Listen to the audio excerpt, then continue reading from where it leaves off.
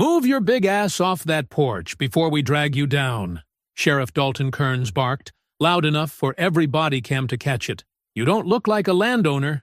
You look like a liability." Riot helmets shifted in unison, boots grinding into Elijah Boone's red dirt.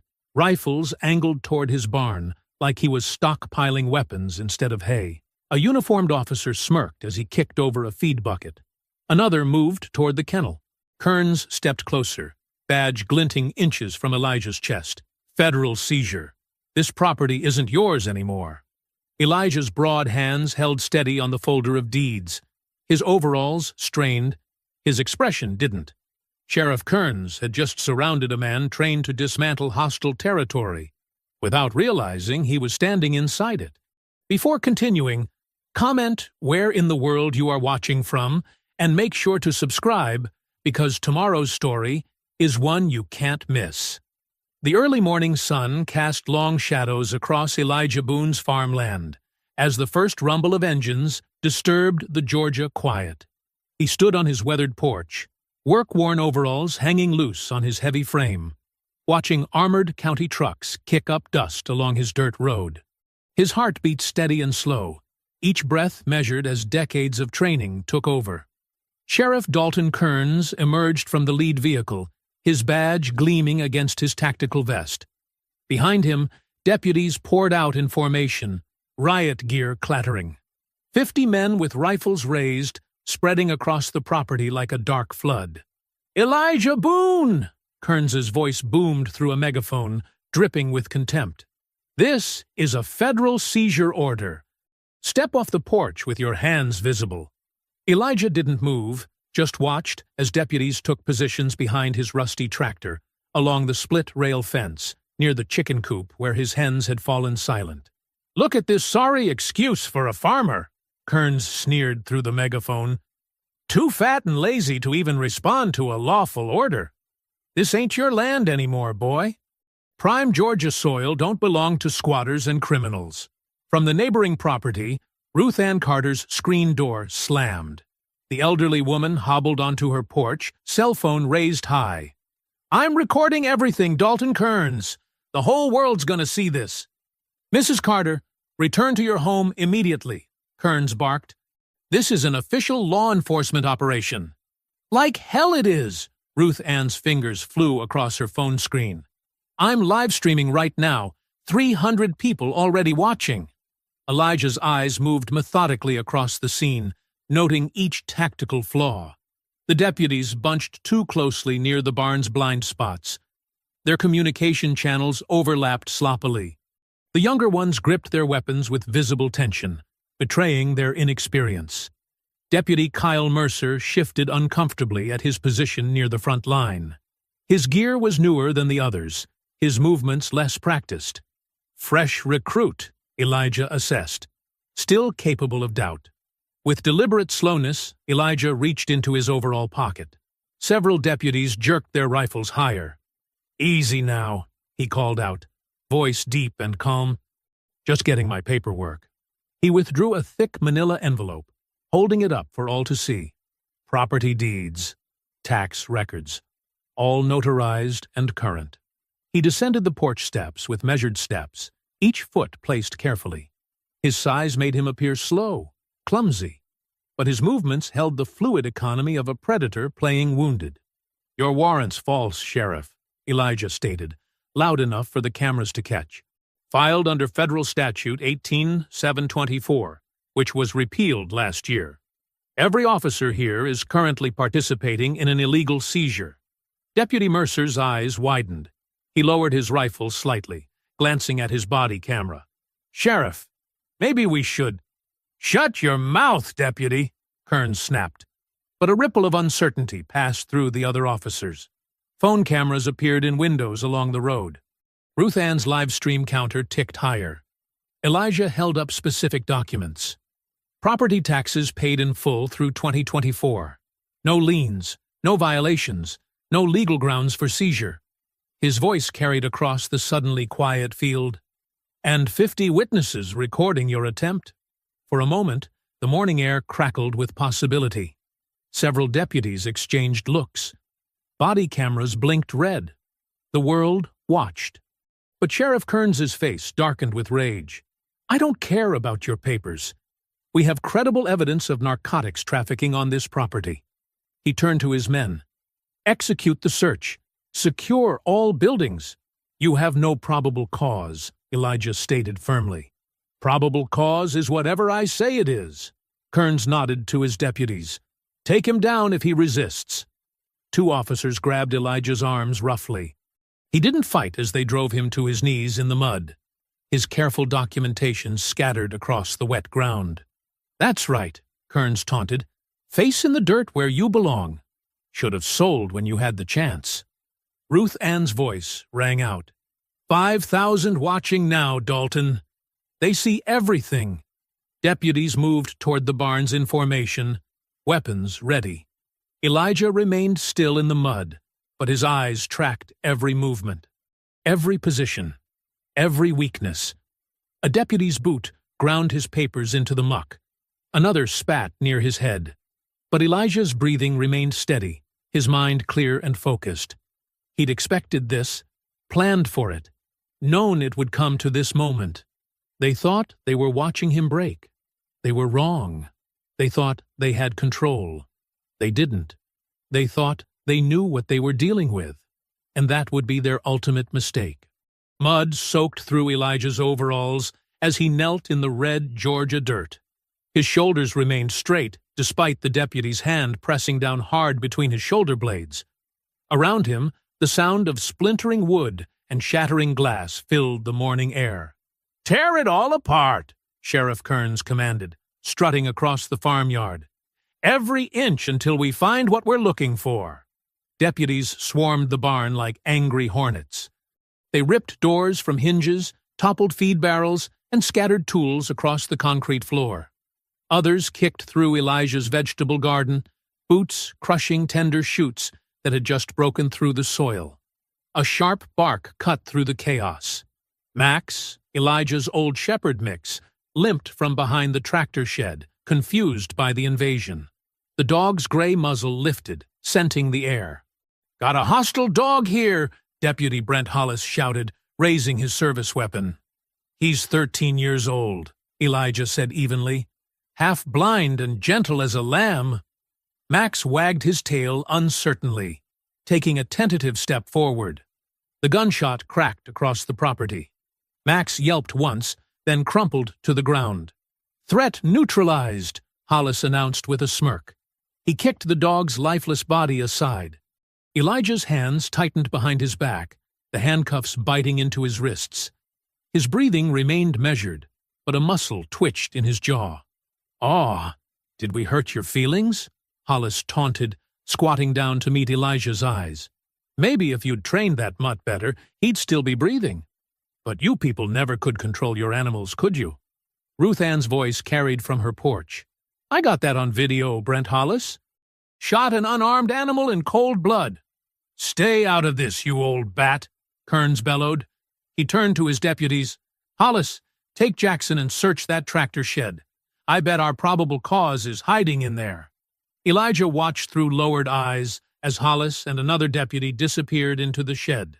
Hidden cameras whirred silently behind loose boards, capturing every movement as Hollis pulled a small bag from his tactical vest. "Well, well," Hollis emerged moments later, holding up the planted evidence. "Look what we found. Someone's been running drugs through this farm operation." "That's impossible," Elijah stated calmly. "You know those aren't mine." "Shut your mouth!" A deputy yanked Elijah to his feet. "Hands where the cameras can see them, drug dealer." They marched him in a circle, making sure Ruth Ann's live stream caught every angle. Comments and viewer counts exploded across social media. Elijah memorized each badge number visible in the morning light, cataloging faces and positions with practiced precision. Inside the barn, a quiet click echoed from behind the false wall. Tactical countermeasures activated on silent command. Radio static burst through deputy communications. Drone feeds pixelated and dropped. Thin trails of smoke began seeping from carefully hidden vents. "What the hell?" A deputy's voice crackled through dead air. "I've lost signal." "Command, do you copy?" Another radio squawked uselessly. White smoke rolled across the farmyard, non-lethal but disorienting. Deputies stumbled in the haze, bumping into each other as their formation dissolved. "Get that smoke under control!" Kearns shouted, but his words were swallowed by the growing chaos. Elijah felt rough hands grab his arms. Through the smoke, he glimpsed Deputy Kyle Mercer's young face, uncertainty written clearly in his features. Their eyes met for a brief moment. Elijah's gaze flicked deliberately toward the tractor shed, then back to Mercer's body camera. Understanding flickered across the deputy's face. He glanced at the shed where Hollis had emerged with the planted drugs. His body camera's red light blinked steadily, recording everything. "Get him in the car," Kearns ordered, coughing in the smoke. "We'll sort this mess out at the station."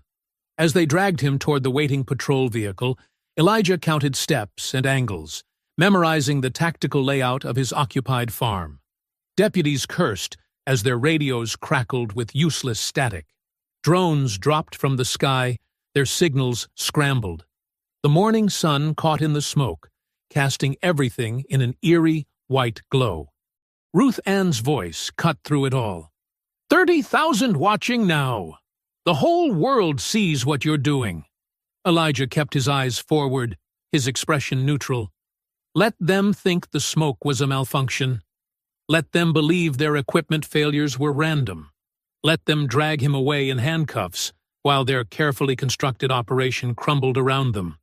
Every moment was recorded, every action caught on multiple cameras, every badge number and face logged in his memory with sniper's precision. He'd trained for years to maintain control in chaos. This was just another mission, and these corrupt deputies had no idea they'd stepped into his kill zone. Through the swirling smoke, Elijah caught Mercer's troubled gaze one final time. The young deputy's hand brushed his body camera unconsciously, understanding dawning in his eyes. Evidence was being gathered. Justice would come, but not through violence, through truth, through exposure, through the very system they thought they controlled. The patrol SUV's interior felt like a sauna, thick Georgia heat trapped behind bulletproof glass. Elijah sat quietly in the back, hands cuffed behind him, watching deputies argue through the metal partition. "Nothing's working!" The deputy in the passenger seat slapped his tablet in frustration. "Can't process the federal verification forms without signal." "Try the satellite backup," another suggested, fiddling with his radio that produced only static. "Already did. Systems completely down." The deputy twisted around to glare at Elijah. "What did you do to our equipment?" Elijah shrugged his broad shoulders, the movement deliberate and slow. "Technology can be unreliable out here in the country." Outside, the white smoke that had poured from his barn began to dissipate. Deputies milled around in confusion, their formations scattered. Body cameras blinked silently on their chests, recording everything. "Those cameras still working?" Elijah asked mildly. "Interesting system you've got there. Auto-uploads to secure servers, doesn't it? Lots of departments do that now. Prevents footage from getting lost." The deputies exchanged uneasy glances.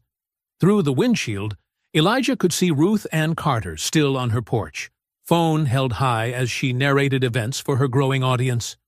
25,000 viewers now," she called out. 30,000. Keep watching, folks. Show the world what these boys in badges are doing to an innocent man's property." Sheriff Kearns stalked over to the SUV, face flushed red with anger and heat. He yanked open the driver's door. "What's the holdup with processing?" "Systems are down, sir. Can't verify the federal paperwork or run his prints. Nothing's going through." "Then call it in." "Phones are dead, too. Some kind of interference." Kearns slammed his fist against the hood. "Damn it! We need those verifications before we can transport him." He leaned into the car, fixing Elijah with a venomous stare. "This your doing, old man?" "Sheriff," Elijah said calmly, "those body cameras are still recording. Might want to watch your tone." "The footage uploads automatically to secure servers," the deputy added nervously. "Can't access those locally." Kearns straightened up, jaw working as he surveyed the chaos around them. His carefully planned operation was unraveling. Deputies stood around uselessly, equipment dead in their hands. Smoke still wisped from barn vents. Ruth Ann's live stream numbers kept climbing. "Pull back," Kearns finally ordered. "We'll regroup and return with proper documentation." He jabbed a finger at Elijah. "This isn't over." "Course not," Elijah agreed mildly. "But you might want to leave those drugs your deputy planted. Evidence chain of custody and all that." The deputy, who'd been trying to process his paperwork, cursed under his breath. "Sir, without system verification, we can't hold him." "Fine," Kearns spat. "Cut him loose, but leave 2 units on site. Nobody comes in or out without my approval." The handcuffs clicked open. Elijah rubbed his wrists as he climbed out of the SUV, watching deputies scramble back to their vehicles.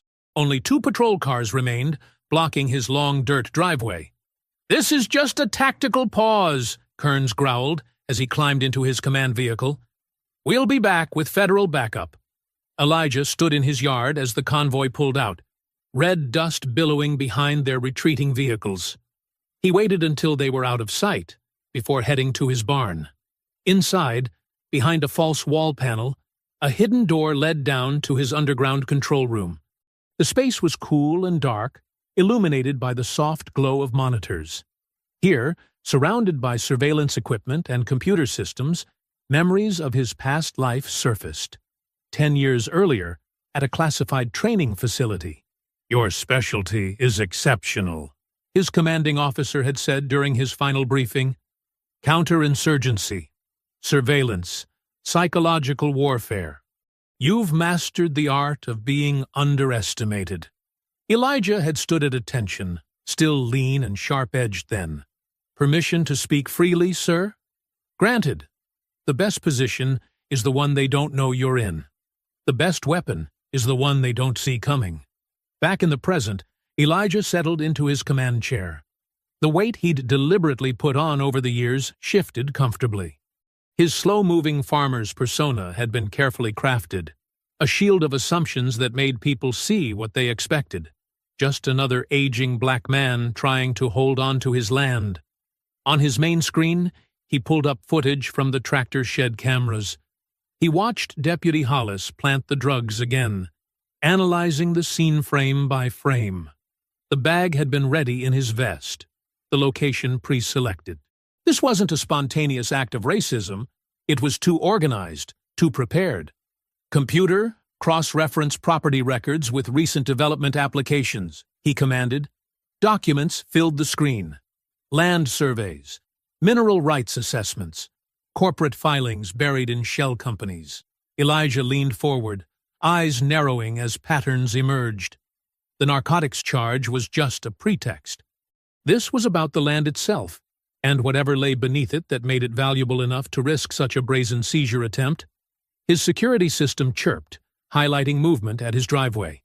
The 2 patrol cars remained in position, deputies inside watching his house. Waiting. Let them wait, he thought.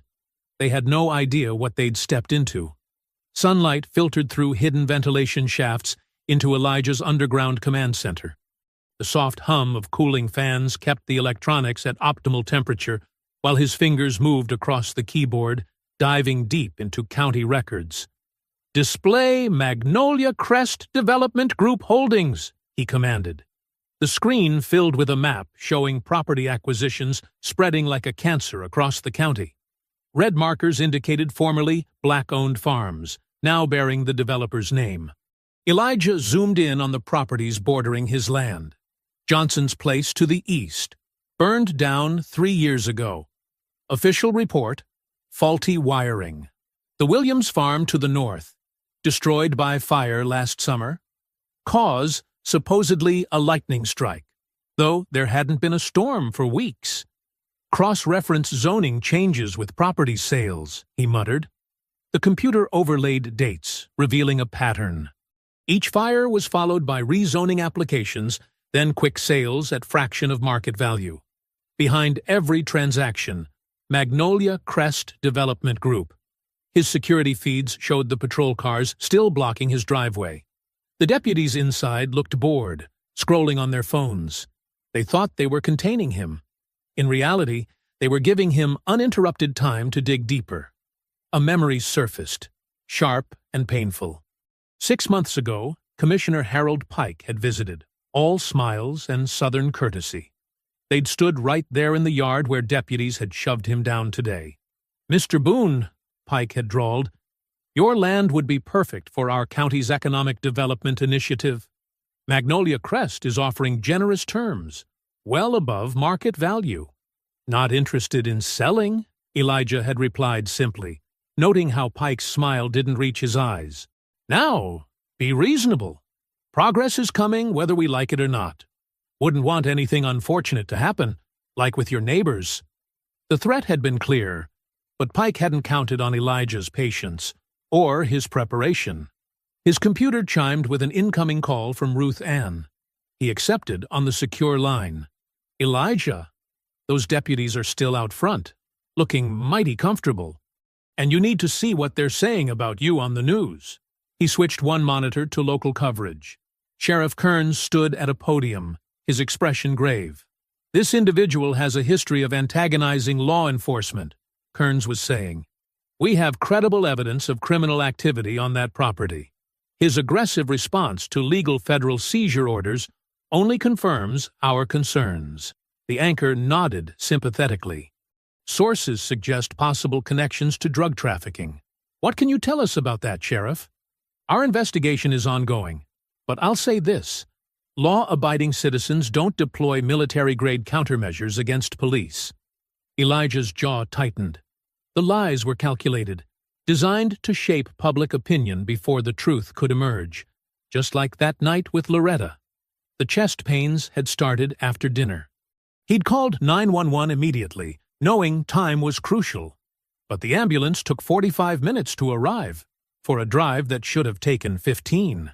"Road construction delayed us," the EMT had claimed, not meeting his eyes.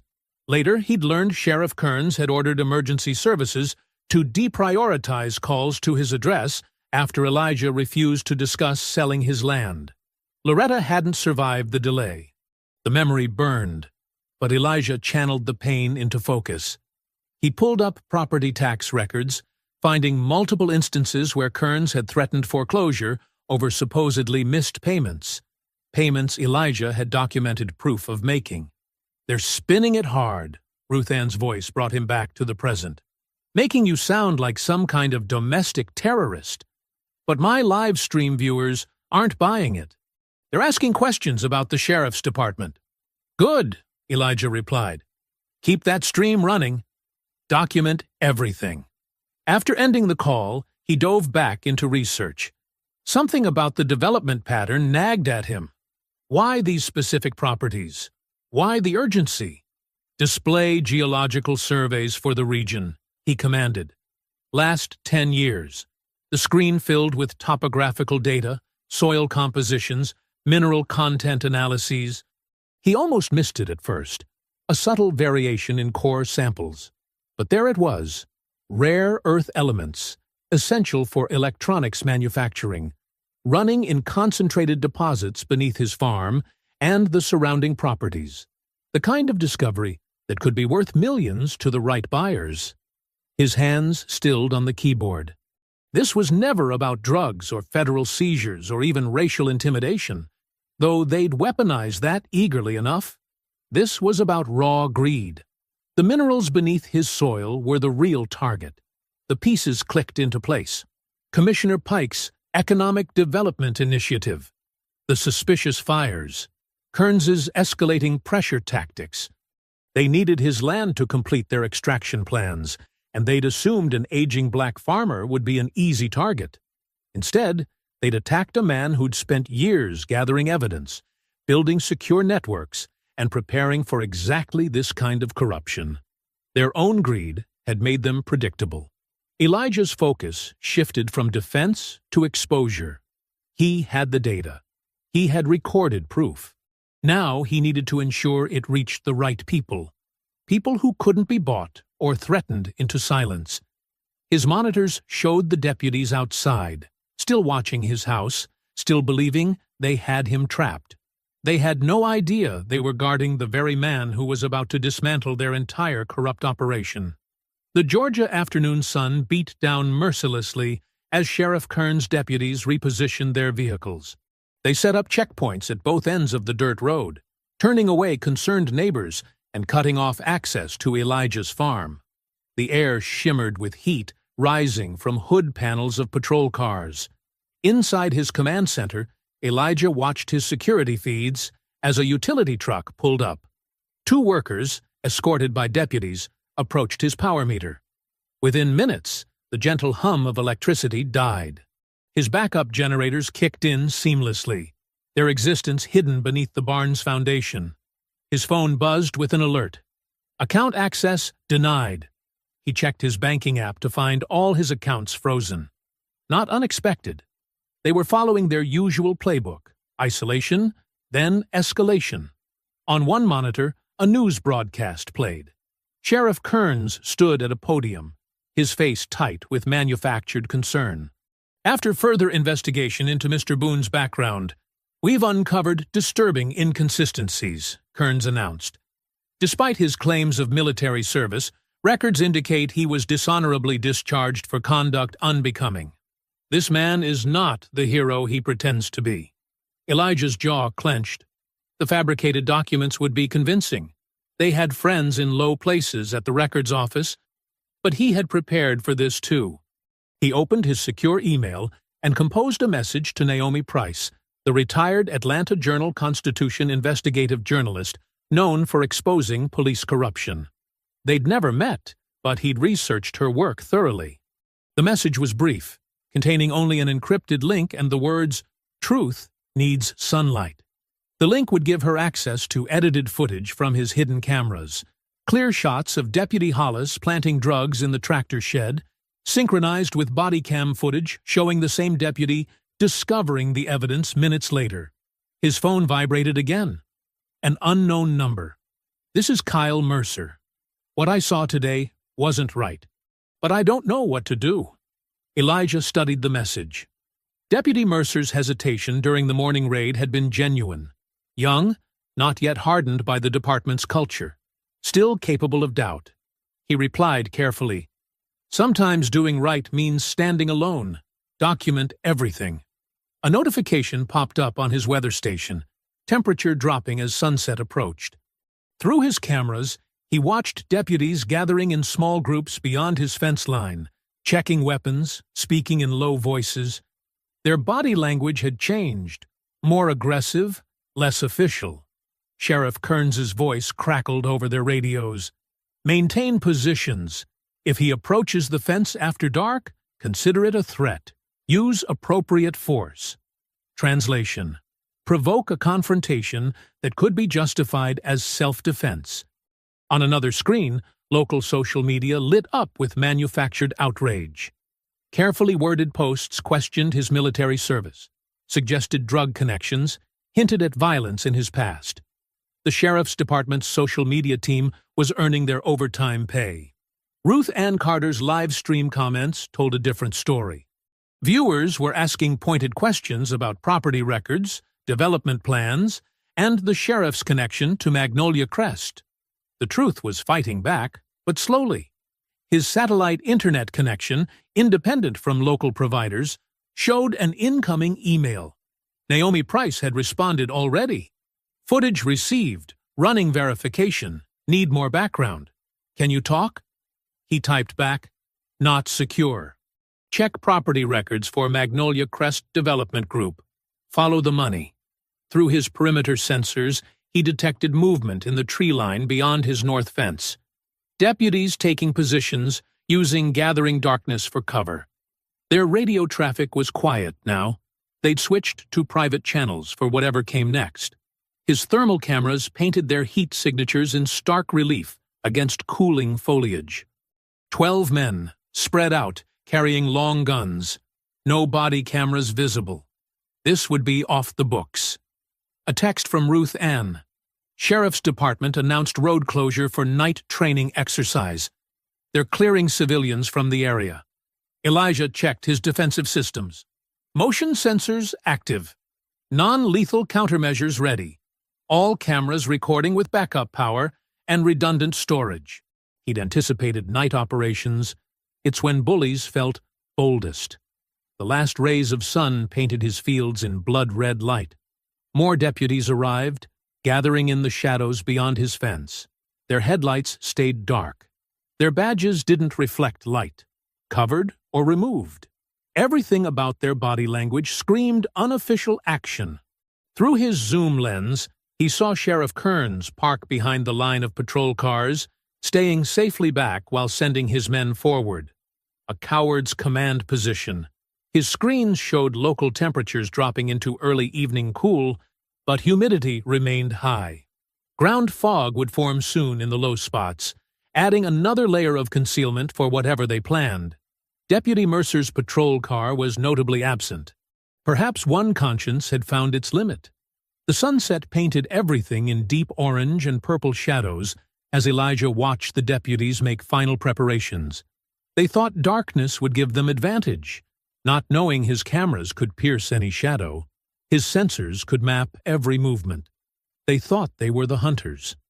Local news vans parked well back from the scene, kept at distance by patrol cars, but cameras ready. Whatever happened tonight, the sheriff wanted media nearby to spin it his way. The final direct sunlight faded from his fields. In the growing darkness, deputies moved with increasing confidence toward his fences. Night vision gear came out of cases. Radio silence became complete. Night settled over Elijah's farm like a heavy blanket. The last purple streaks of sunset faded to black as deputies moved through adjacent properties without their patrol vehicles' telltale lights. Their heat signatures bloomed bright on Elijah's thermal imaging screens, 12 men spreading out along his southern field. The first orange glow started small. A match struck against the windbreak. Then another, and another. Flames licked up the dry corn stalks, spreading with frightening speed through his crops. The fire formed an advancing line, driven by the evening breeze toward his barn. Through his cameras, Elijah watched deputies cut the metal fencing that contained his cattle. The wire snapped with harsh pings. His livestock, confused by the approaching fire and smoke, began pushing through the gaps. Panicked moos carried through the night air as his herd scattered. "Those bastards are burning his fields!" Ruth Ann Carter's voice crackled through her live stream. "They're destroying everything!" Her phone light bobbed as she hurried down her driveway, broadcasting everything. Hundreds of viewers watched in real time as she documented the flames. 2 patrol cars roared up her driveway, lights flashing. Deputies jumped out with hands on their weapons. "Ma'am, this is a restricted area.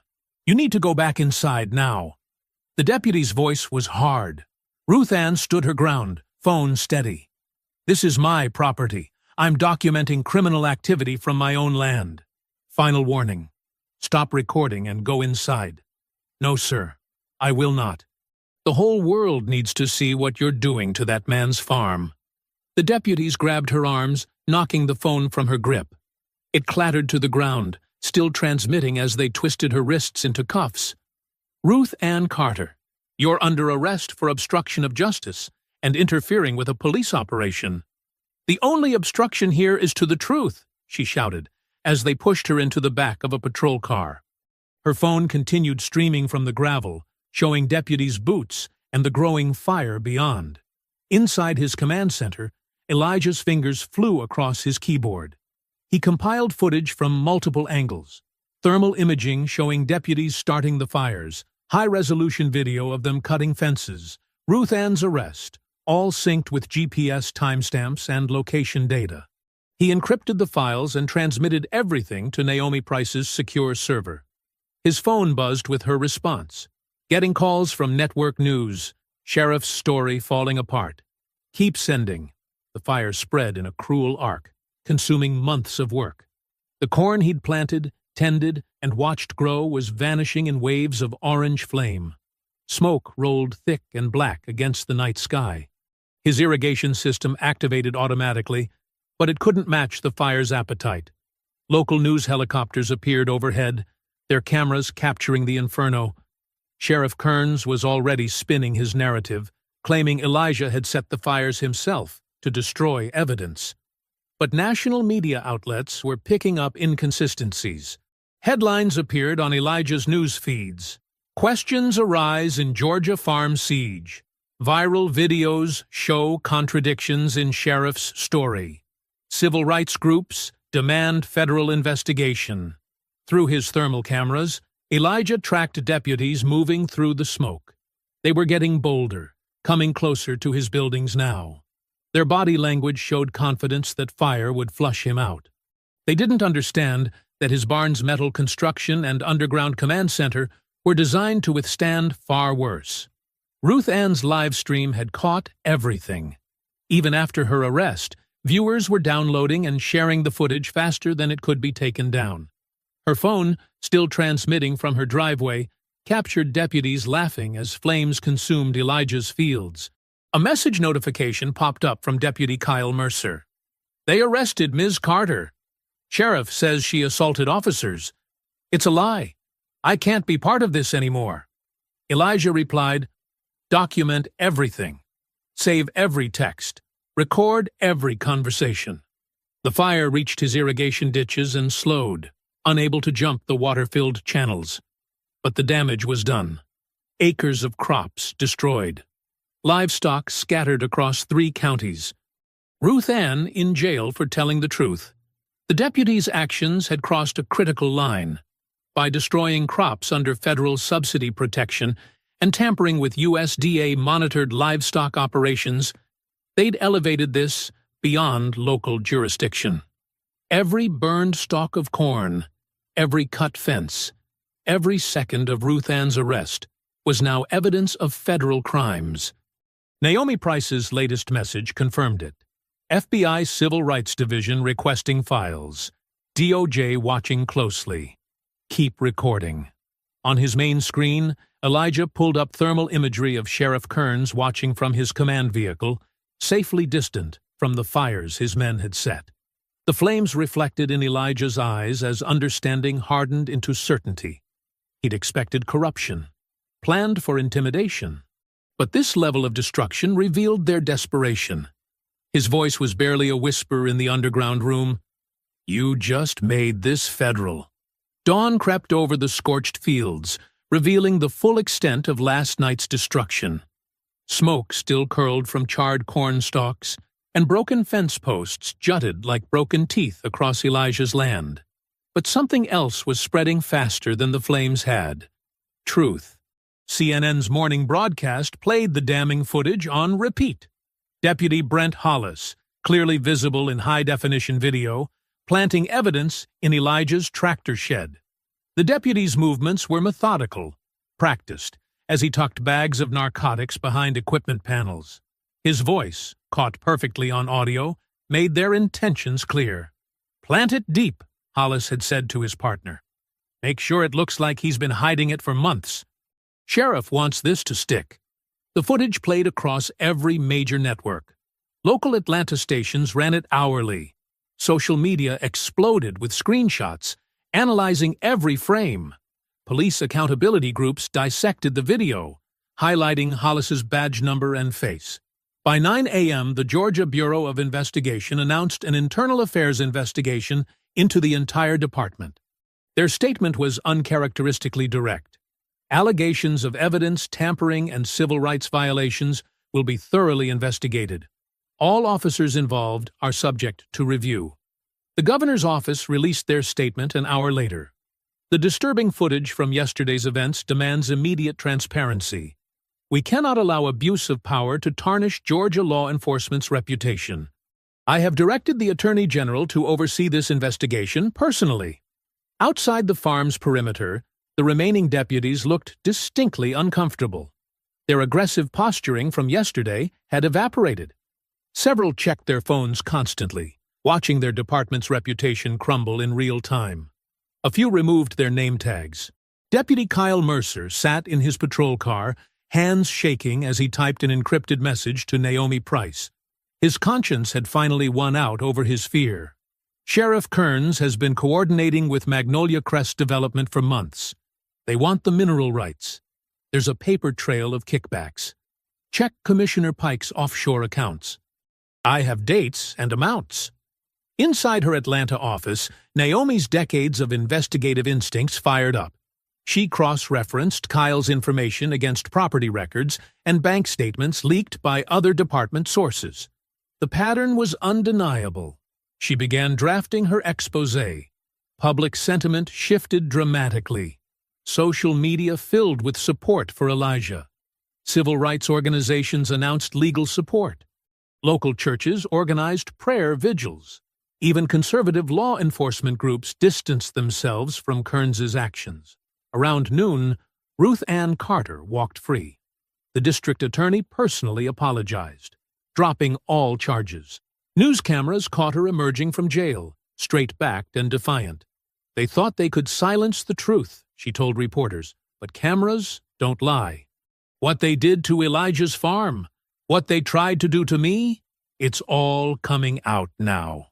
Her live stream footage had been viewed millions of times. Each share, each repost, drove another nail into the department's credibility. The sight of deputies dragging an elderly woman away for filming from her own property had sparked national outrage. Elijah watched it all unfold from his command center. Decades of tactical training had taught him to recognize winning momentum. The corrupt system was buckling under its own exposure. Even Sheriff Kearns had gone silent, his usual media bravado notably absent. Through his perimeter cameras, Elijah observed deputies packing up equipment, removing the blockade. Their body language screamed defeat. Some avoided looking at the cameras entirely, knowing their faces might already be trending online. Naomi's latest message confirmed his assessment. Sheriff support crumbling. County commissioners distancing themselves. 3 deputies already resigned. Keep watching. Kearns will be done by sunset. For the first time since the siege began, Elijah allowed himself a moment of satisfaction. Not victory. He'd seen too much combat to celebrate prematurely. But satisfaction in watching justice gain traction. His wife Loretta would have appreciated the poetry. Truth as the ultimate weapon. Deputy Kyle Mercer's unmarked car pulled up to his mailbox. The young officer left a thick envelope of internal documents before quickly driving away. More evidence. More ammunition for the truth. Just as Elijah reached for his tablet to check the latest news updates, a new email notification appeared. The sender, Department of Defense, Personnel Records Division. Subject line, Urgent Investigation Notice. His hands, steady through firefights and sieges, tensed as he opened the message. The text was brief, but devastating. This office has received credible evidence questioning the authenticity of your military service records.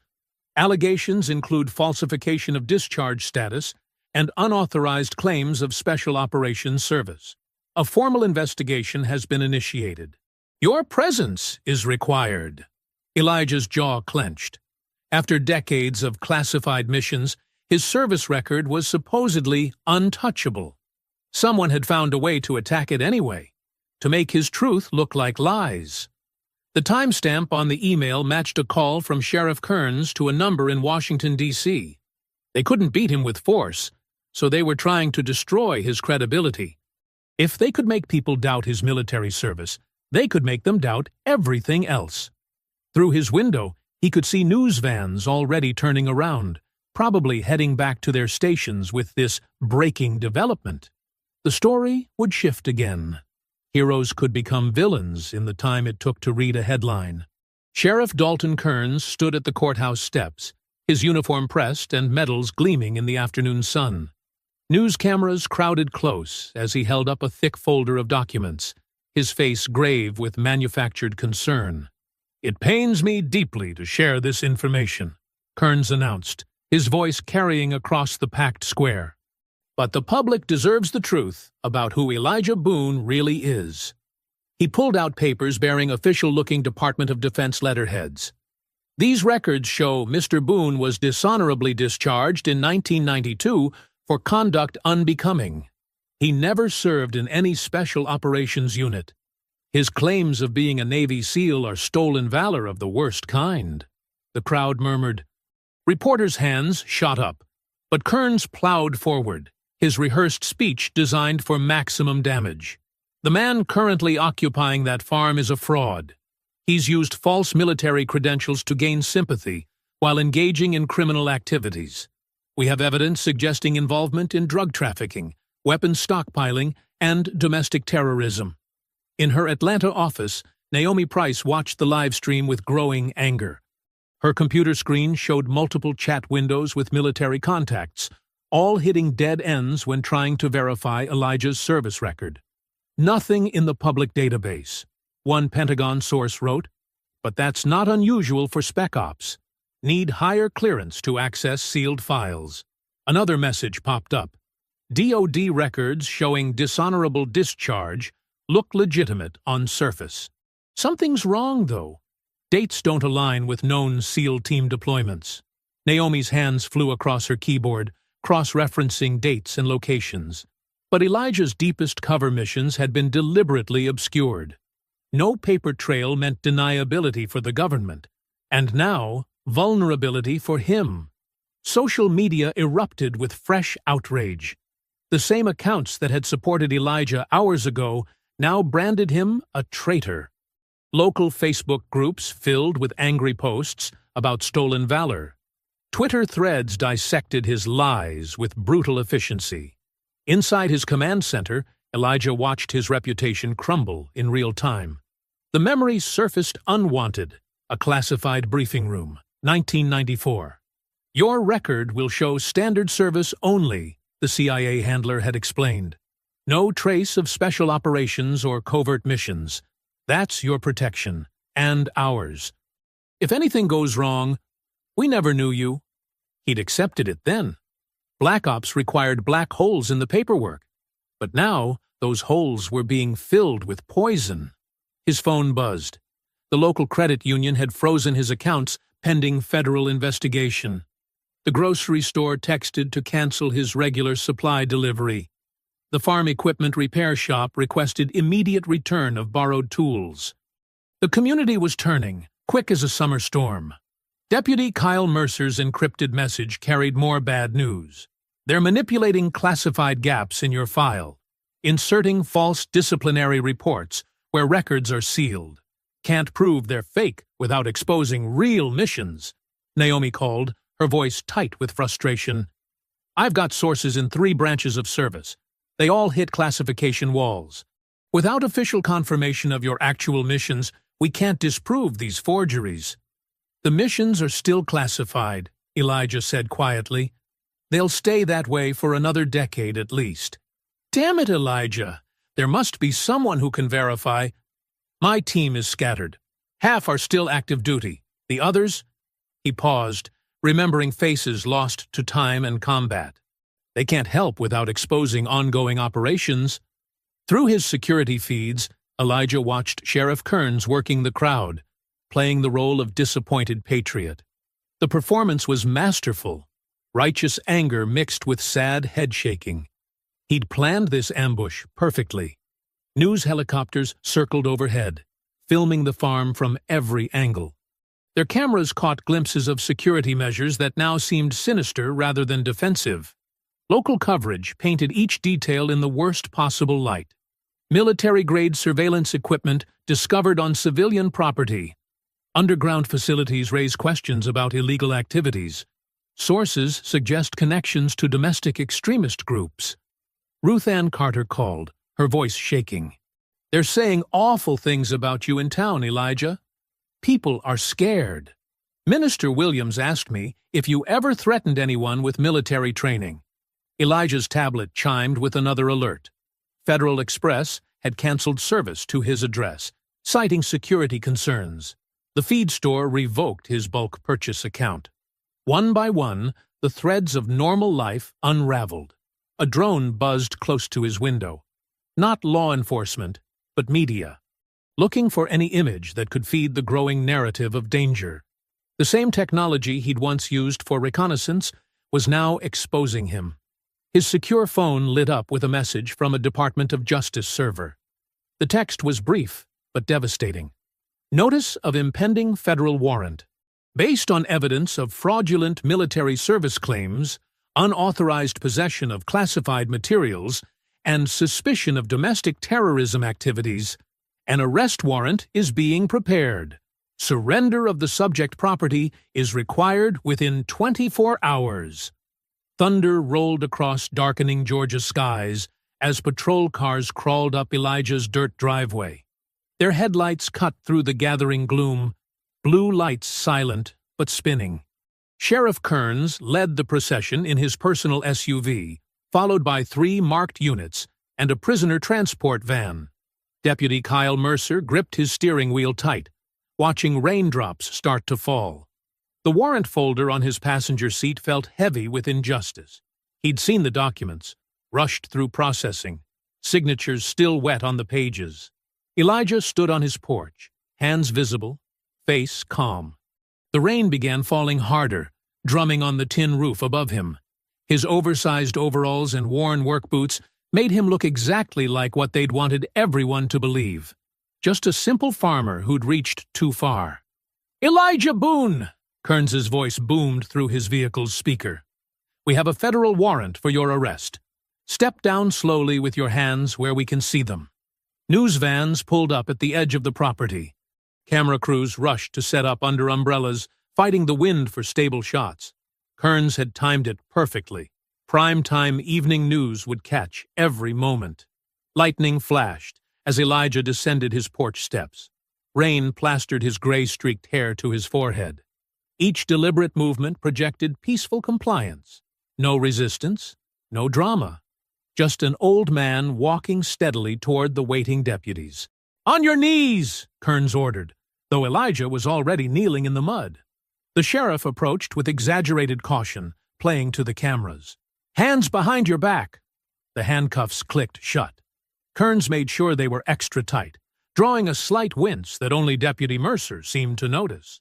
The sheriff's face gleamed with triumph as he recited the charges. Fraudulent representation of military service, possession of classified materials, suspected domestic terrorism activities. Each accusation carried clearly to the waiting microphones.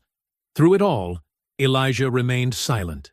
His eyes tracked the positions of each deputy, each camera, each vehicle.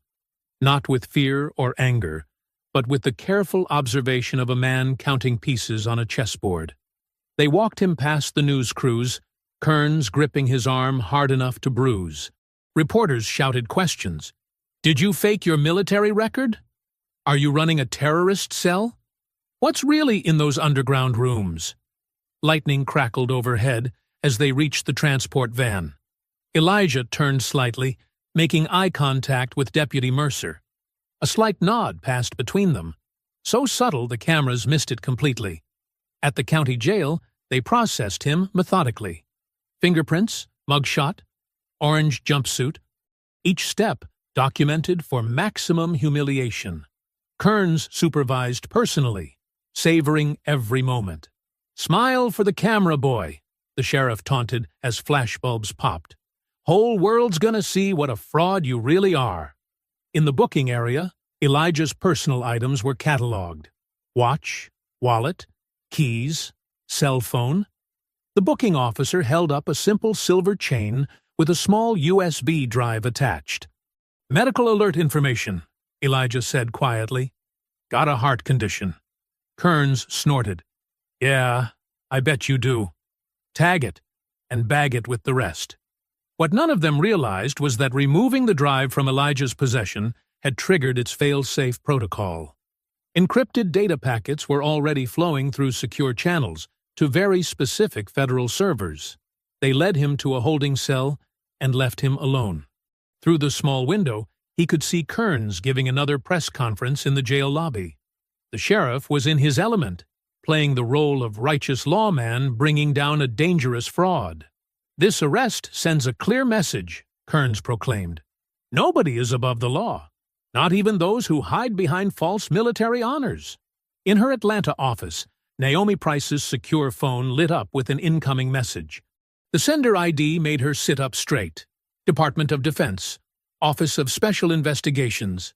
Ms. Price, We understand you have been gathering information regarding Elijah Boone. Please prepare all documentation for immediate review. A team will contact you within the hour. This matter now falls under federal jurisdiction. Maintain absolute discretion.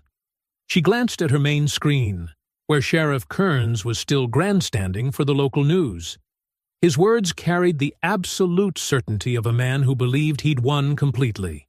In his cell, Elijah sat perfectly still on the thin mattress. His breathing was slow and measured. To the guards watching through the security camera, he appeared resigned, just another broken man facing hard consequences. But beneath that carefully crafted exterior, decades of tactical training hummed like a silent engine. Each minute that passed brought encrypted files closer to the right eyes. Each moment of Kearns's gloating victory speech dug the sheriff's hole deeper. The storm raged outside, rain lashing against the high cell window. Lightning flashed, briefly illuminating Elijah's face. In that split second, the mask of defeat slipped just slightly. The corner of his mouth twitched in what might have been the ghost of a smile. Through the cell block's thin walls, he could hear Kearns's voice still holding court in the lobby, drunk on apparent triumph. The sheriff had no idea that with every self-congratulatory word, he was digging his own grave deeper. The old saying echoed in Elijah's mind. The enemy is most vulnerable at the moment of victory. He'd learned that lesson well in places that would never appear in any official record. Now, all he had to do was wait. Morning sunlight streamed through the courthouse's high windows, casting long shadows across the worn wooden benches. Elijah sat in the front row of the arraignment courtroom, orange jumpsuit stark against the dark wood paneling. His wrists and ankles were shackled. Kearns's special instruction to the transport team. The gallery behind him filled quickly.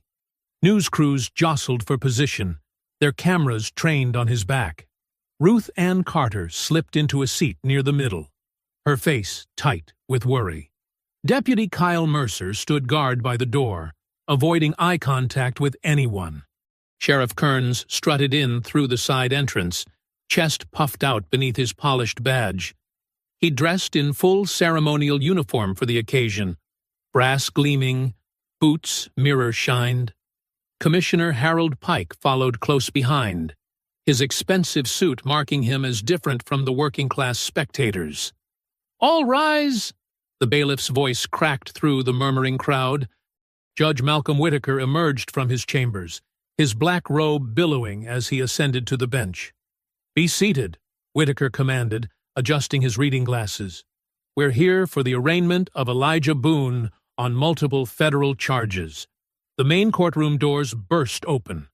3 men in dark suits strode in, flanked by uniformed federal marshals. The lead agent held up his credentials.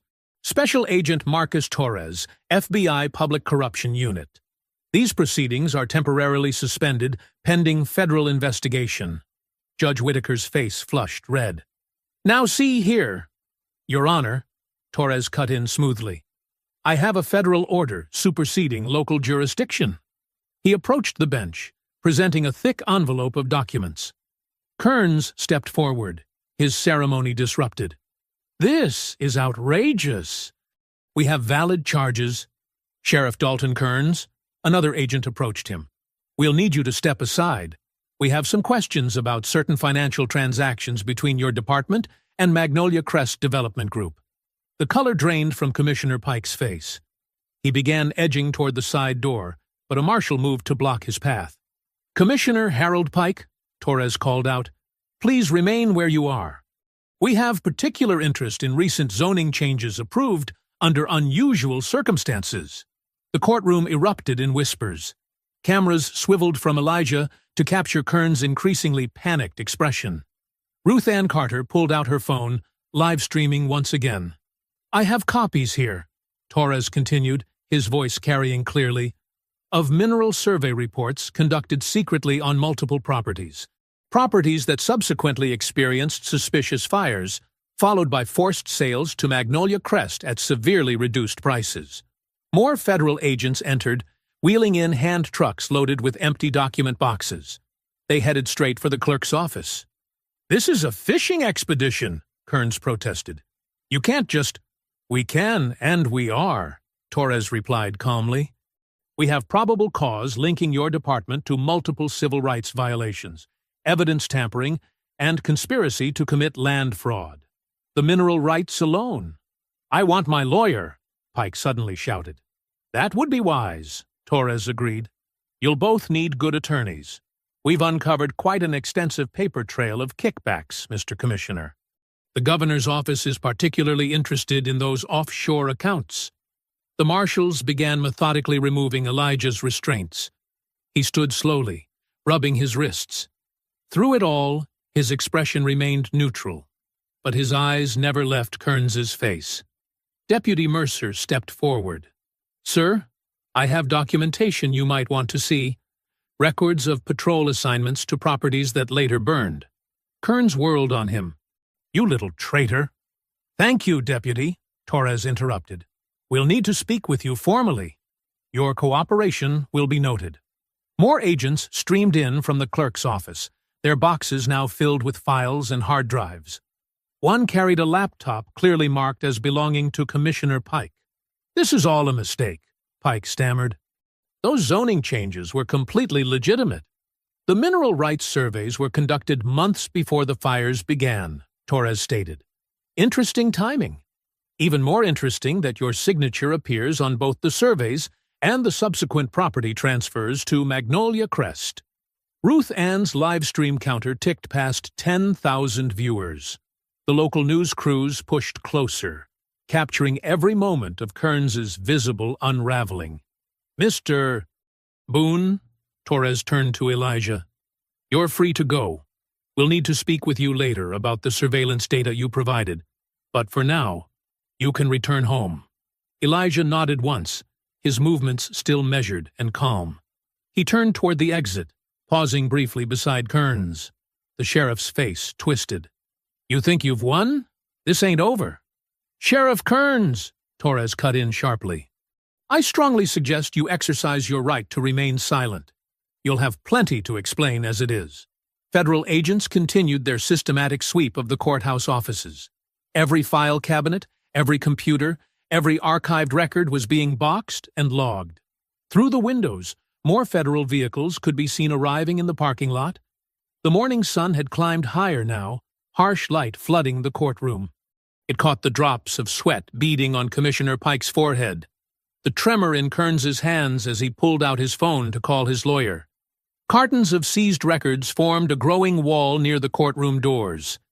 Each box was carefully labeled and sealed with evidence tape, holding years of hidden corruption within their cardboard confines. The gleaming glass facade of Magnolia Crest Development Group's headquarters reflected the midday sun like a mirror. Inside the top-floor executive suite, paper shredders whined at full capacity as accountants rushed to destroy evidence. Special Agent Dana Ruiz adjusted her tactical vest, signaling her team. "FBI! Federal agents!" The reinforced glass doors exploded inward under the battering ram's impact. Agents poured through, weapons raised. "Everyone freeze! Hands where we can see them!" Ruiz's voice cut through the panic. "Step away from the shredders! Move!" Accountants stumbled back from their desks, hands raised. Loose papers fluttered to the marble floor like leaves in autumn. The CEO's secretary lunged for her computer's power button, but an agent grabbed her wrist. "Cyber team, secure those terminals," Ruiz commanded. Tech specialists rushed to workstations, plugging in devices to prevent remote wiping. "Nobody touches anything!" In the corner office, they found CEO Richard Maxwell frantically typing commands, trying to trigger an emergency server purge. A cyber agent shouldered him aside, fingers flying across the keyboard, to interrupt the deletion sequence. "Got it!" the agent called out. "Offshore transfer records preserved." Multiple accounts linked to Sheriff Kearns and Commissioner Pike.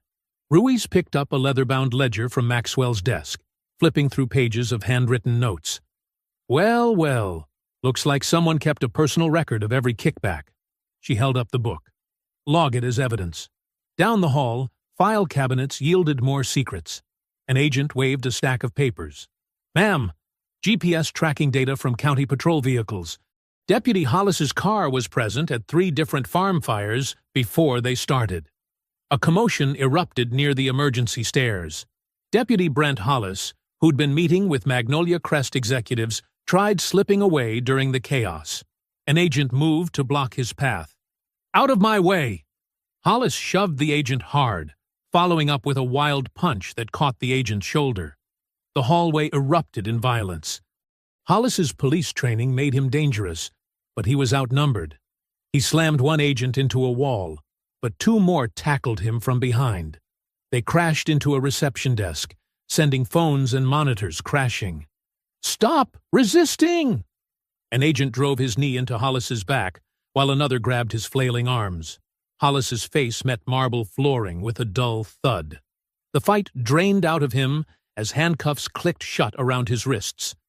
"Brent Hollis," Ruiz read from her warrant as agents hauled him up. "You're under arrest for evidence tampering, civil rights violations, and conspiracy to commit arson." In a conference room converted to a temporary interview space, Deputy Kyle Mercer sat with federal investigators. His voice shook slightly as he detailed years of corruption. "Sheriff Kearns ordered us to target specific properties," Mercer testified. "Always black-owned farms. We'd plant drugs during routine stops, file false reports. Hollis handled the more violent stuff: vandalism, threats, the fires." An agent pushed a photo across the table. "This barn fire from last March. You were on duty that night?" "Yeah." Mercer's face tightened. "Hollis said he needed backup for surveillance. When I got there, the barn was already burning. He laughed about it, said the owner would have to sell now." Back in the executive suite, cyber teams worked to reconstruct deleted files. Screens filled with spreadsheets, tracking payments to county officials. Each condemned property shows a corresponding wire transfer, a tech reported. Kearns and Pike got percentage cuts based on property value and mineral surveys. Maxwell sat slumped in a chair, watching as agents boxed up decades of corrupt dealings. His empire of stolen land and buried minerals crumbled with each sealed evidence container. "Sir," an agent burst in, "we found their geological survey maps. Every targeted farm sits on rare earth mineral deposits. They were using the sheriff's department to force sales at fraction of true value." Ruiz nodded grimly. "Document everything. I want a complete paper trail for the prosecutors." News vans gathered outside the building as word spread. Reporters filmed federal agents carrying out box after box of evidence. Local stations interrupted regular programming for breaking updates. In the federal courthouse across town, judges reviewed the mounting evidence. One by one, they signed arrest warrants for Brent Hollis and Harold Pike. The charges filled multiple pages: conspiracy, fraud, civil rights violations, obstruction of justice. Alerts lit up phones across the state. Headlines screamed about corruption exposed and justice in motion. Social media exploded with clips of Hollis being led out in cuffs, his face bruised from the fight. By afternoon, the Magnolia Crest offices stood empty except for federal evidence teams. They worked methodically, documenting every file, every computer, every scrap of paper that might reveal more threads in the web of corruption. Their investigation was far from over, but the first dominoes had finally fallen. Red and blue lights painted the perfectly trimmed hedges of Sheriff Dalton Kearns's 3-story mansion. Federal vehicles lined the curved driveway, their armor gleaming in the first rays of dawn. Special Agent Dana Ruiz stood at the front of the formation, her dark suit a stark contrast against the white marble steps. "Sheriff Dalton Kearns," her voice carried through the bullhorn. "This is the FBI. We have federal warrants for your arrest. Exit the premises immediately." The mansion's heavy oak door flew open. Kearns stormed out in his bathrobe and slippers, face twisted in rage. "What the hell is this? You have no authority here. This is my jurisdiction." "Not anymore." Ruiz lowered the bullhorn and held up a thick stack of documents. Multiple sealed federal indictments for civil rights violations, conspiracy to commit fraud, and covering up arsons targeting minority-owned properties. This is ridiculous. Kearns's face reddened as he backed toward his door. I'm the law in this county. You can't. Deputy Schmidt, he barked at the young officer guarding his gate. Don't let them through. That's an order. Schmidt hesitated, hand hovering near his weapon. Federal agents tensed, weapons ready, but not raised. The morning air crackled with tension. Last chance, Sheriff, Ruiz called out. Come peacefully, or we add resisting arrest. Instead of complying, Kearns spun and bolted for his door. Schmidt made his choice, rushing to block the gate with his patrol car. It was the wrong move. 2 agents tackled Schmidt before he could draw his weapon. They slammed him against his cruiser's hood, cuffs clicking shut as he struggled. You're interfering with a federal arrest, one agent growled. Bad career move, son. More agents poured through the now open gate. Kearns barely made it 3 steps inside his house before they caught him. He thrashed and cursed as they dragged him back onto his pristine front lawn. This is persecution, he shouted as agents forced him to his knees. This is all because of that troublemaker Boone. He's the real criminal. News vans screeched to a halt outside the gate. Cameras rolled as Kearns fought against the handcuffs, his bathrobe tangled around his legs. His perfectly coiffed hair fell in disarray across his sweating face. You're making a huge mistake. Spittle flew from his mouth. I have friends in Washington. I'll have all your badges. Ruiz knelt beside him, tightening the cuffs another notch. Your friends are being arrested too, Sheriff. The game's over. A crowd gathered beyond the gate. Some of Kearns's supporters shouted angry protests, but they were drowned out by cheers and calls for justice. Signs appeared. Black Farmers Matter and End Corrupt Policing. Mrs. Kearns appeared in the doorway, wrapped in an expensive silk robe. Her face remained expressionless as agents led her husband down the winding driveway. She didn't move to help or comfort him, just watched with cold eyes as his empire crumbled. The morning sun climbed higher as news helicopters circled overhead. Their cameras captured every stumbling step of Kearns's walk of shame, the same path he'd forced countless others to walk over his years of corruption. You can't do this to me, Kearns kept shouting as agents guided him toward an armored transport. I'm the sheriff. Not anymore, Ruiz corrected him, reading his rights over his continued protests. You have the right to remain silent. I suggest you use it. Neighbors emerged from nearby mansions to watch the spectacle. Some filmed with phones. Others quickly retreated inside, perhaps wondering if they'd be next. The investigations were far from over. Deputy Schmidt was loaded into a separate vehicle, his young face shocked as reality set in. His blind loyalty to Kearns had just destroyed his career.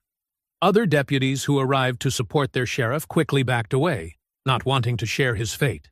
Mrs. Kearns finally moved, but only to close the heavy door with a decisive click. Through the windows, agents could be seen beginning their search, carrying out boxes and computers. The mansion's security cameras recorded it all, just as Elijah's had recorded the raid on his farm. Miles away, on his weathered farmhouse porch, Elijah Boone sat in his rocking chair, watching the arrest unfold on a small television. His face remained carefully neutral, betraying no emotion as justice finally arrived at Kearns's doorstep. The morning sun warmed his shoulders, and somewhere in the distance, a rooster crowed, greeting the new day. The federal courthouse buzzed with tension as Elijah Boone approached the witness stand. His measured steps betrayed none of the anxiety that would grip most men facing their persecutors. He settled into the hard wooden chair, adjusting his crisp navy suit, a stark contrast to the overalls his opponents had once mocked. Please state your name for the record, the prosecutor requested. Elijah Marcus Boone. His voice carried clearly through the packed gallery. Mr. Boone, can you identify the man who entered your property on April 15th? The prosecutor gestured toward Brent Hollis, who sat scowling at the defense table. Deputy Brent Hollis, Elijah answered, pointing without hesitation. He's wearing a gray suit today, but I remember him better in his tactical gear when he planted drugs in my tractor shed. The courtroom's giant screens flickered to life, showing crystal-clear footage from Elijah's hidden cameras. Hollis's face drained of color as he watched himself stuffing plastic bags into farm equipment. The audio picked up his casual racism with perfect clarity. "This'll teach that fat boy to know his place." Gasps rippled through the gallery. Several jurors visibly recoiled. And this GPS data? The prosecutor indicated a new display showing patrol car movements. Those are official vehicle locations overlaid with reported barn fires. Elijah leaned forward. Notice how Unit 47, Deputy Hollis's car, appears at each location exactly 30 minutes before the fires were called in. Defense attorneys shuffled papers nervously. Their strategy of painting Elijah as an unstable threat had crumbled against his composed testimony. "Your Honor, we'd like to enter into evidence the complete investigative findings of journalist Naomi Price." The prosecutor lifted a thick binder. "Including mineral surveys commissioned by Magnolia Crest Development, proving their knowledge of valuable deposits beneath targeted properties." Naomi Price sat in the front row, her silver hair gleaming under courthouse lights. She'd spent months connecting documents to offshore accounts, tracing millions in kickbacks to Sheriff Kearns and his conspirators. During cross-examination, the defense attorney attempted to rattle Elijah. "Isn't it true you deliberately concealed your military background to deceive local law enforcement?" "No, sir." Elijah's voice remained steady. "My service record was always available through proper channels. The sheriff chose to fabricate a false one instead."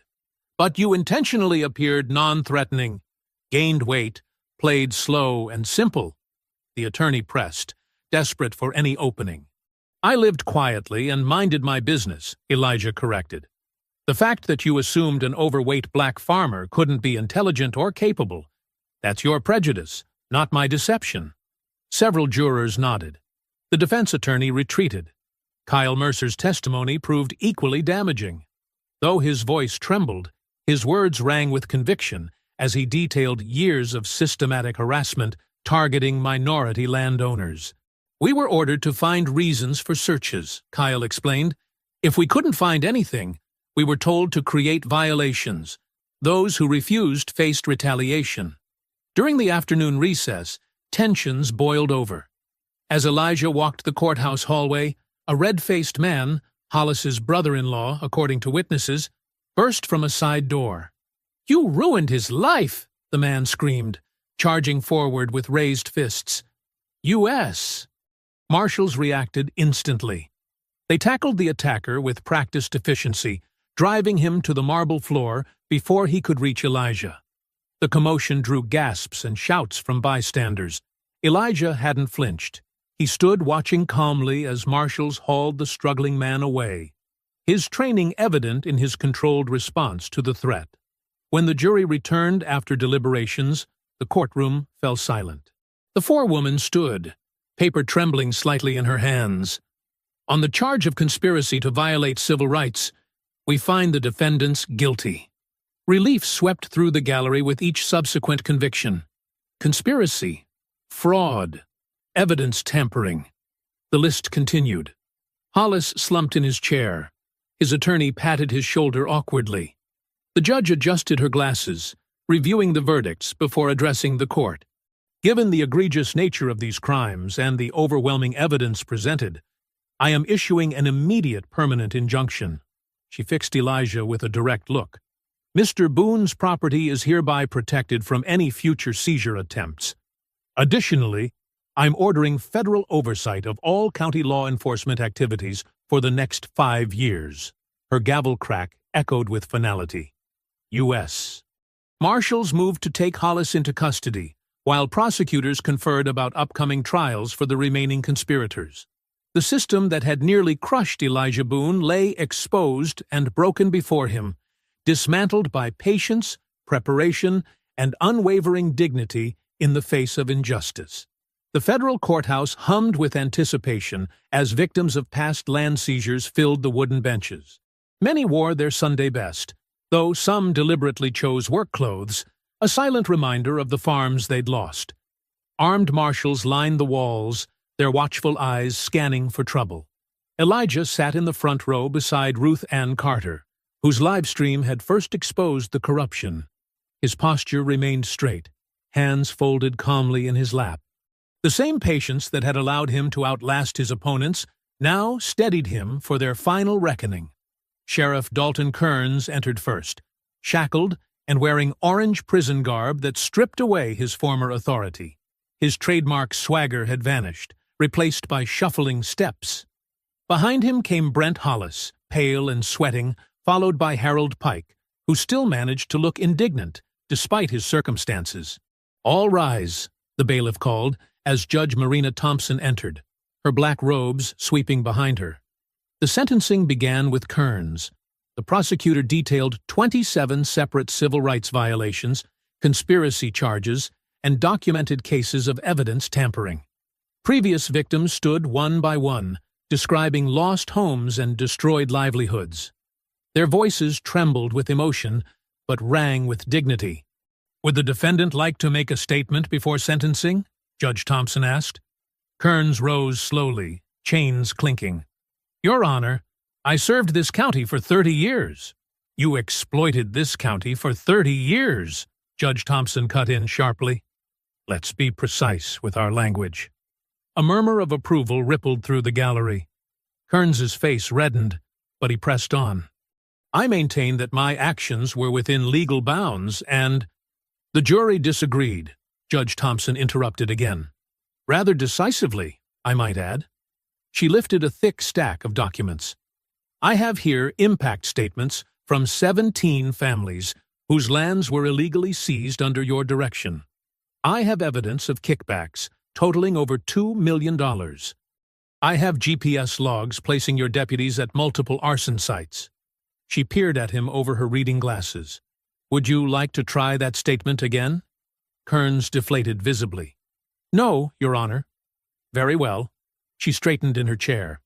"Dalton Kearns, I hereby sentence you to 25 years in federal prison, with no possibility of parole for 18 years. You are permanently barred from holding any public office or law enforcement position." Brent Hollis received 15 years for his role in evidence planting and arson. He broke down sobbing when the judge detailed his crimes, but no one in the gallery showed sympathy. Harold Pike's carefully crafted political persona crumbled as he was sentenced to 12 years for conspiracy and fraud. The most dramatic moment came during the reading of financial penalties. Judge Thompson ordered Magnolia Crest Development Group's complete dissolution, with all assets frozen for victim restitution. The company's CEO slumped in his seat as she detailed how their mineral rights surveys would be used as evidence in upcoming civil suits. "Furthermore," Judge Thompson continued, "I am ordering the immediate termination of 7 additional deputies identified in this conspiracy. They are permanently barred from future law enforcement employment, with their certification records marked accordingly." Outside, during a recess, tensions finally boiled over. A former deputy, red-faced with rage, shoved a young protester holding a "Black Farms Matter" sign. The protester's friends surged forward as the ex-deputy swung wildly, landing a glancing blow before courthouse security officers swarmed in. They pinned him against the concrete steps, his furious struggles accomplishing nothing but scraping his expensive suit. "You see that?" Ruth Ann remarked to Elijah as they watched from the courthouse doors. "Last gasp of the old guard." Elijah nodded silently, recognizing the symbolic shift.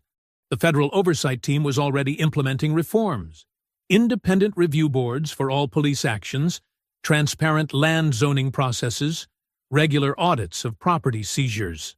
The system that had protected corruption for decades was being dismantled piece by piece.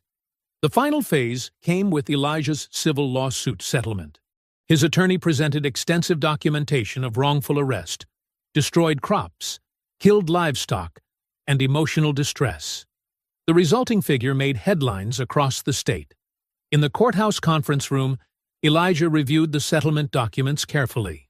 The numbers were substantial, enough to rebuild his farm 10 times over, enough to establish a legal defense fund for other threatened landowners, enough to ensure no one would target his property again. But as he lifted the pen to sign, his expression remained solemn. This wasn't about money. It was about accountability, about forcing change through the very legal system that had once been weaponized against him. Each signature represented not just compensation, but reformation, the death of old corruption and birth of new oversight. The final page required 3 signatures. Elijah completed them with steady hands, then set the pen down deliberately. He sat back in his chair, drawing in a deep breath that felt different from all those that had come before. The weight of constant vigilance, of necessary paranoia, began to lift from his shoulders. For the first time since Loretta's death, he could breathe freely. His land was secure. The corrupted power structure lay in ruins. Justice, slow but inexorable, had finally arrived. Morning mist clung to the red Georgia soil as the sun crept above the horizon, painting the sky in soft oranges and pinks. Elijah Boone stood in his newly replanted fields, the rich earth beneath his boots still damp with dew. Beside him, Ruth Ann Carter adjusted her worn denim jacket against the morning chill, while Naomi Price held her ever-present notebook, though today it remained closed. The transformation of the farm was remarkable. Where deputies had once trampled crops and torn down fences, neat rows of corn and soybeans now stretched toward the brightening sky. The livestock pens had been rebuilt stronger than before, filled with healthy cattle and goats grazing peacefully in the early light. "Hard to believe it's the same place," Ruth Ann said, gesturing toward the restored barn. Its fresh red paint gleamed in the dawn light. Security cameras now mounted openly on each corner, not as weapons, but as shields against future intrusion.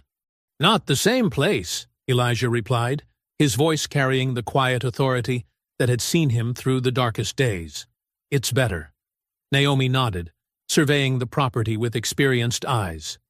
"The surveillance systems fully operational, legal, and logged with the Federal Oversight Committee," Elijah confirmed. "Everything's monitored and backed up off-site. No one can touch this place without the world watching." He led them toward a gathering of folding chairs set up near the farmhouse. Community members were arriving, local farmers, civil rights activists, and families who'd lost land in previous years. They came bearing covered dishes and thermoses of coffee, creating an atmosphere more like a church social than a formal ceremony. "I've finished reviewing the paperwork for the Boone Agricultural Justice Fund," Naomi said, falling into step beside him. "The structure's solid. It'll provide legal representation to any black landowner facing harassment or unlawful seizure attempts." "Loretta would have loved that," Ruth Ann added softly. Elijah's expression softened at his late wife's name. "She always said we needed to protect more than just our own piece of ground." A familiar truck pulled up the driveway, and Kyle Mercer stepped out, now dressed in civilian clothes. He'd left the sheriff's department, choosing instead to work with federal investigators while pursuing advanced training in law enforcement ethics. His shoulders tensed slightly as he approached, clearly uncertain of his welcome. "Mr. Boone," he said, extending his hand. "I wanted to come by personally, to apologize formally for my part in what happened. I should have spoken up sooner." Elijah studied him for a moment before accepting the handshake. "You spoke up when it mattered most. That's what counts." "I'm scheduled to testify next month in the civil rights case against Madison County," Kyle added. "They've been running the same kind of scheme over there." "Good," Elijah nodded. "Truth needs witnesses." More vehicles arrived, bringing neighbors and supporters who'd stood with him during the siege. They set up tables with food and drinks, creating an impromptu celebration of resilience. Children ran playing between the chairs while their parents shared stories of resistance and recovery. Near the farmhouse steps, a small memorial had been arranged, a framed photo of Loretta Boone, surrounded by fresh flowers. Her warm smile seemed to oversee the gathering, just as she'd watched over the farm in life. Elijah knelt in the fresh-tilled soil nearby, letting dark earth sift through his fingers. He remembered Loretta's voice the day he'd left the Navy, angry and bitter at the corruption he'd witnessed. "Patience beats rage," she'd told him. "Plant justice like seeds, tend it careful, let it grow strong roots." The wisdom of her words had guided his every move during the confrontation with Kearns and his deputies. Not one shot fired, not one life taken. Yet the corrupt system had fallen, toppled by truth and tenacity rather than violence. Around him, the farm hummed with new life. Chickens scratched in their rebuilt coop where armored vehicles had once parked. The irrigation system, repaired and expanded, sparkled with morning light. Even the old oak tree that had witnessed the initial siege seemed to stand taller, its leaves dancing in the gentle breeze. Ruth Ann touched his shoulder gently. Time for the ceremony. The gathered community formed a circle around Loretta's memorial. Local ministers offered prayers, activists spoke of continued vigilance, and farmers shared wisdom about protecting the land. Elijah listened, watching sunlight stretch across his fields that now represented not just agricultural success, but a victory for justice itself. A young girl presented him with a hand-drawn picture of the farm, complete with stick figures standing proud against cartoon police cars. "My mama says you showed them they can't push us around no more," she said solemnly. Elijah accepted the drawing with equal gravity. "That's right. But remember, we won because we used the law, not force. We won because we stood together." The morning continued to brighten, burning away the last of the mist. Where once 50 deputies had surrounded his land with hatred and greed, now stood friends and allies unified in purpose.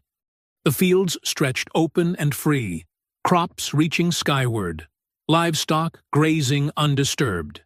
If you enjoyed the story, leave a like to support my channel, and subscribe so that you do not miss out on the next one. On the screen, I have picked 2 special stories just for you. Have a wonderful day.